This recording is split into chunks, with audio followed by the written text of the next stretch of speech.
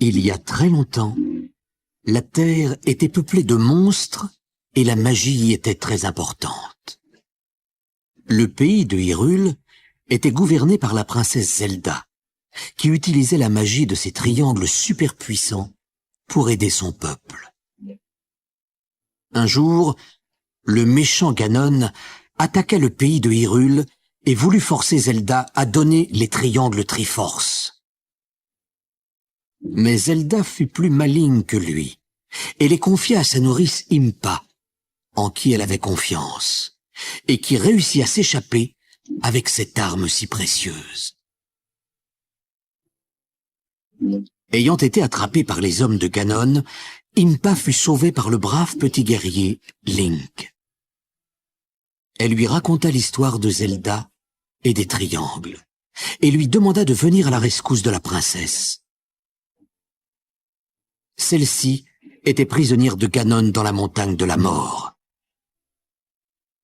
Parce qu'il était courageux et loyal, Link promit de sauver Zelda. Voici une des incroyables aventures qui lui arriva alors qu'il traversait le pays de Hyrule pour tenter de rejoindre et de sauver Zelda. Pendant très longtemps, Link voyagea à travers Hyrule. Il combattit bien des monstres étranges et acheta de nombreux objets magiques pour l'aider dans son entreprise. Tandis qu'il traversait un petit lac sur un léger radeau en bois, Link compta les objets qu'il transportait. « Voyons, pensa-t-il. J'ai mon épée, un sac de rubis et une petite bouteille d'eau fraîche.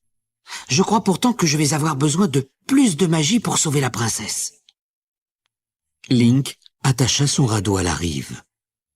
Il était prêt à marcher à travers les bois sombres et dangereux, mais il eut soudain un sentiment étrange. « J'ai comme l'impression que quelqu'un me regarde, » pensa-t-il.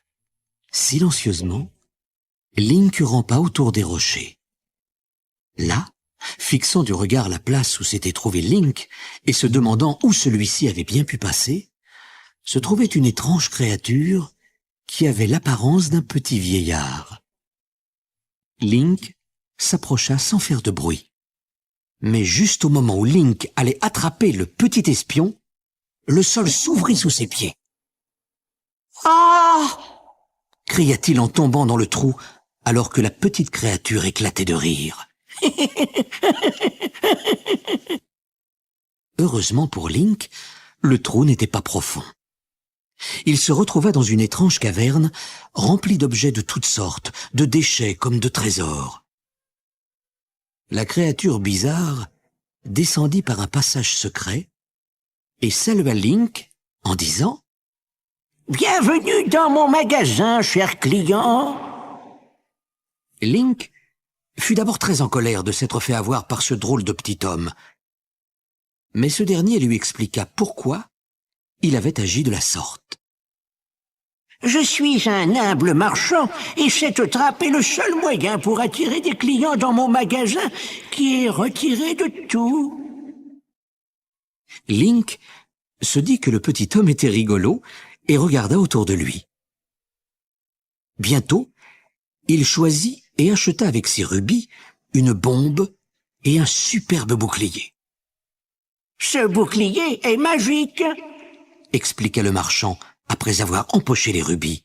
« Et je te dirai son secret si tu me laisses boire de ton eau fraîche. Mon lac est pollué, vois-tu ?» Link était désolé pour le marchand, et bien qu'il ne lui restât que très peu d'eau, il le laissa boire. Puis, le marchand lui dit « Pour la gorgée que j'avale, je vais te dire ceci. Ton bouclier peut avaler tous les coups ennemis. » Link dit au revoir au marchand, tentant de saisir le sens de ces paroles étranges. Bien des jours plus tard, Link entra dans un étroit passage rocheux, lorsque soudain une énorme créature sauta de derrière les rochers et lui barra la route. « Stop !» gronda l'affreux monstre. Je m'appelle Mulblin, et personne ne peut passer à travers mon pays. Mulblin, se dit Link, au moment où la lance de la créature passait juste au-dessus de sa tête. J'ai entendu parler de lui. Il fait partie de la bande de Ganon. Très très loin de là, dans la terrible montagne de la mort, Ganon lui-même observait Link dans sa boule de cristal. Ainsi, grommelait-il, ce Link vient toujours plus près. C'est ennuyeux, mais il n'y a pas de quoi s'inquiéter. Mulblin va le détruire avec la lance magique. Zelda, toujours prisonnière, regardait aussi, effrayée pour le brave petit guerrier Link. « C'est incroyable !» pensait Link, en évitant la lance de Mulblin. À chaque fois, la lance disparaît et réapparaît à nouveau dans sa main par magie. Il n'en manquera donc jamais. Juste à ce moment, alors qu'une nouvelle lance apparaissait dans sa main, Mulblin fonça droit dans un arbre. « Ah !» pensa Link.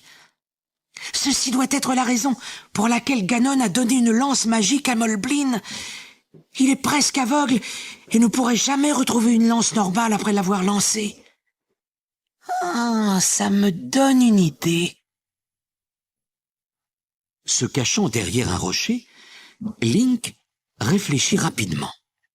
Si je peux fabriquer un mannequin avec des feuilles, des branches et ma bombe, je pourrais sûrement tromper Mulblin par cette ruse. Link entendit Mulblin s'approcher. « Je vais t'attraper et t'avaler tout cru !» grondait-il. Entendant Mulblin parler de l'avaler, Link se souvint des paroles du petit marchand et se rappela que son nouveau bouclier était magique. Mulblin allait avoir une drôle de surprise. Sautant sur un grand rocher, Link laissa la prochaine flèche frapper son bouclier. Il y eut un éclair éblouissant de lumière et le tonnerre gronda. « Ah, j'avais raison !» dit en riant Link, alors qu'il sautait de son rocher et passait en courant à côté de son leurre. « Mon bouclier a avalé la lance magique de Mulblin et aucune autre n'est apparue dans sa main. Il va devoir me trouver lui-même à présent. » Courant aussi vite qu'il le pouvait, Link se cacha derrière des rochers. Mulblin le poursuivait très en colère. Dès que ses faibles yeux aperçurent le mannequin de Link, il crut avoir découvert le brave petit guerrier. « Finalement, je t'ai eu !» gronda Mulblin en saisissant la tête du leurre. « Mais ce n'est pas une tête, c'est une bombe !» cria-t-il. Boum! Il y eut une terrible explosion et Mulblin fut projeté dans le ciel. La voie était libre et Link pouvait poursuivre son chemin. Il traversa l'étroit passage rocheux sans danger. Ce ne fut qu'après 3 jours que Mulblin retrouva son chemin et revint à sa place. Mais à ce moment-là, Link était déjà loin. Peu après, la montagne de la mort retentit du grondement furieux de Ganon. Comment est-il possible qu'un petit garçon comme Link s'approche toujours?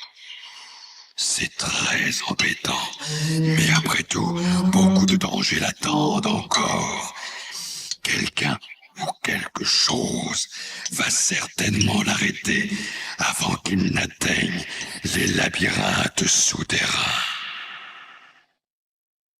Zelda avait vu le courage et la ruse de Link. Elle était sûre que bientôt, il viendrait la sauver. L'avenir de son pays en dépendait.